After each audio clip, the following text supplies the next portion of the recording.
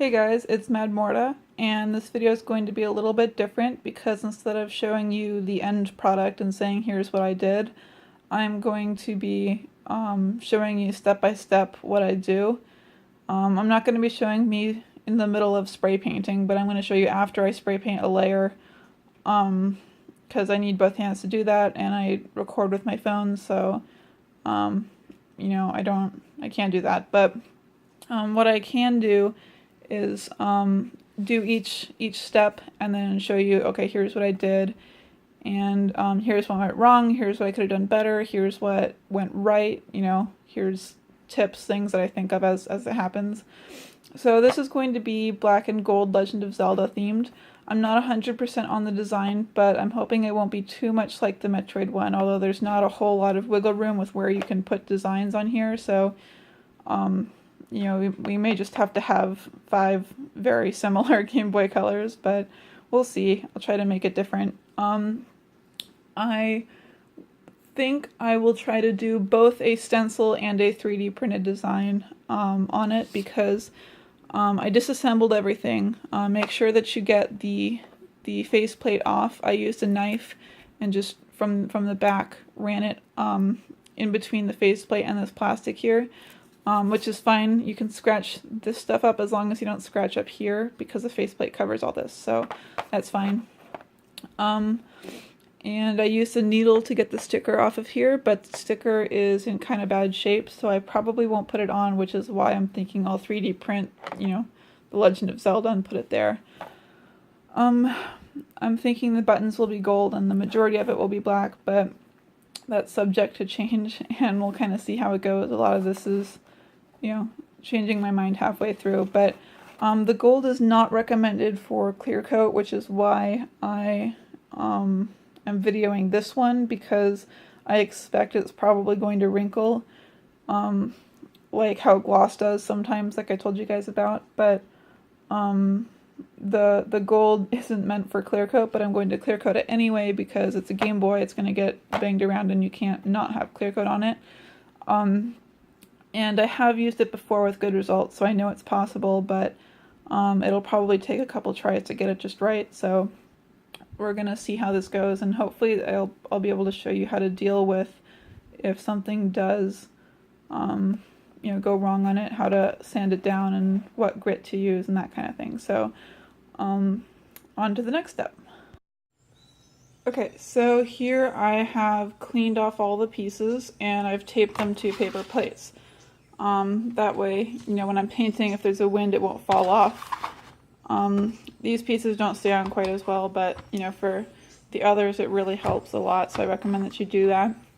And you can reuse the same plates, but I only had 1 plate left over that I hadn't thrown out, so I'm using new ones. But if you're going to do this a bunch, I recommend you just keep the plates. The paint actually makes them a bit stiffer, so it's good to reuse them. I took a paper towel and got it wet and, went around all the little nooks and crannies on all the pieces to get rid of any dust. Make sure that you get down in the screw holes too, and when you're painting, same thing, make sure you get down in these little holes. And I looked at the Metroid Game Boy and I noticed that I didn't have as good of a paint job in here and on these screw holes. So make sure that for this, make sure that you do it from this angle and this angle and the side angles, because this is really hard to get down in. So, okay, I'm gonna go paint it now. Alright, as you can see, I chose to go from black to green. I was digging through my box of spray paints looking for the black, and I found this, which I hadn't used before. I had no idea if it even worked on plastic. It just says all-purpose household spray paint. It doesn't say, what it works on, but I thought this is like Zelda green, So, I'm liking it actually quite a bit, but as you can see, it's a little see-through, but that's because the case I painted is see-through, so it's only like a thin layer of paint, but when the light's on the outside, not the inside, then it's really not. I mean, you can see there, but that's because, here, let me put it down. If you put it down on something, then it's a very clear, solid green. Like I said, remember to paint the inside of this just up top here. The gold is looking very good and looks good with the green too. So this is gonna be cool. I'm gonna go ahead and clear coat this next, but last thing on this, I do it this side first. I paint this side first, because if you paint this side first, then you have to basically tape it down when you flip it over, and then it's gonna rock a little bit if you don't, and you don't want tape on fresh paint. So I do it. I paint this side first, and then when I flip it over, it has these little things to stand on. So that's just a quick little thing. Okay, so I'm gonna go ahead and put some clear coat on this, and hopefully I'll get it right the first time. Here are the pieces with clear coat on them, and they're pretty much dry. I can touch them and stuff, except for that piece because I had to flip it over and wait for the first side to be completely dry before doing the other side. So I just put the clear coat on the top side of this piece. You have to make sure it's completely dry before flipping it over, or the paint will stick to the plate. And in my case, I didn't, because I'm like the least patient person ever. So I got a little piece of paper plate stuck to the side. So I had to put a little bit more green and then put the clear coat on it. So make sure you read the back of your can to see how long you have to wait to put clear coat on, because it's usually within 1 hour or after 48 hours. So, but I don't think I've ever had a problem with doing it after 24 hours. So I don't think the 48-hour thing is set in stone. Here is my 3D printer, and I'm assuming that most of you don't have one because they're still kind of, coming out to be cheaper and cheaper.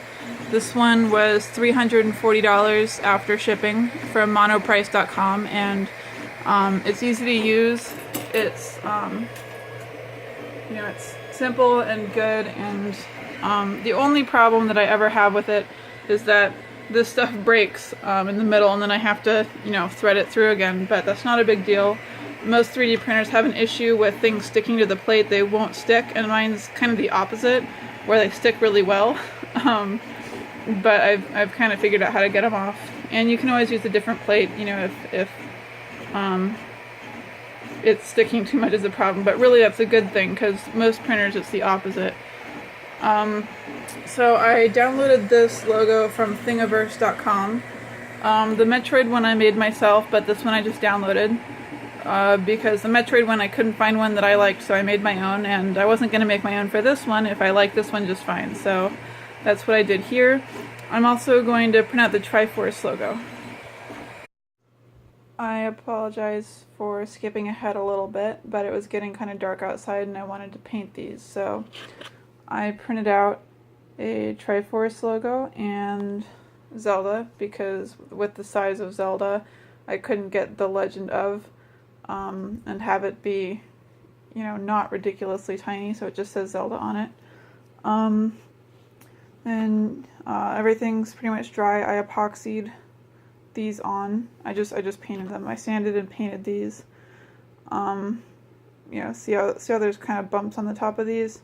They're supposed to be sort of like rounded up towards the top, like little tiny pyramids, but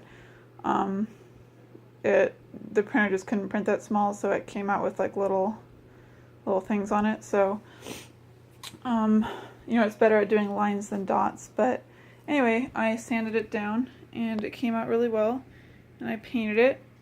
Zelda I also sanded, and that didn't come out quite as well, but still decent enough that I decided to put it on instead of doing another one. Let's see, I'm just waiting for the epoxy to dry on the gold pieces, and then I'll put the Gameboy together.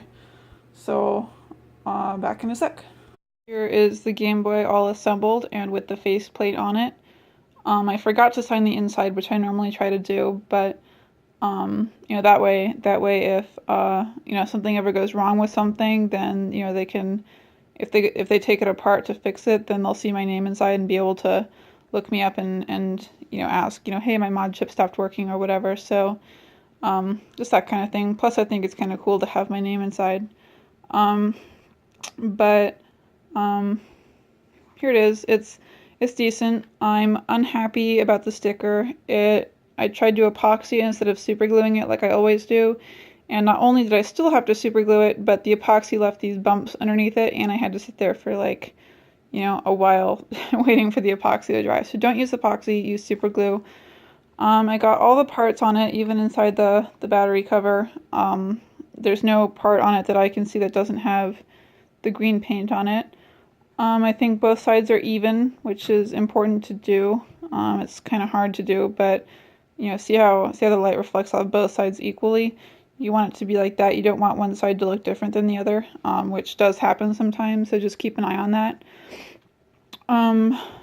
My last minute advice, I guess, would be don't paint the start and select buttons because they're rubber, not plastic. I would recommend using semi-gloss. Do lots of light layers instead of a couple thick layers, even though it's tempting. I'd actually also recommend that instead of painting a Game Boy Color that you have, I recommend that you take your Game Boy Color and you buy a new shell for it, because it'll come with a brand new faceplate, which you want it to have because you want it to look new. It'll come with all the buttons and the shell and everything, and you won't get little things like that scratch. So, and then if you do mess it up, then you still have another shell that you can paint. That's the original. So that's my recommendation. At some point, I'm gonna try and show you guys the stenciling thing because I did mean to do that in this video and didn't. But I'm glad it turned out green instead of black. I think black and gold thing that for Zelda's a little overdone, but still looks cool. But I think this is more of a classic look, which I'm glad I did. So I think that's it. Let me know if I missed anything or you guys have any questions.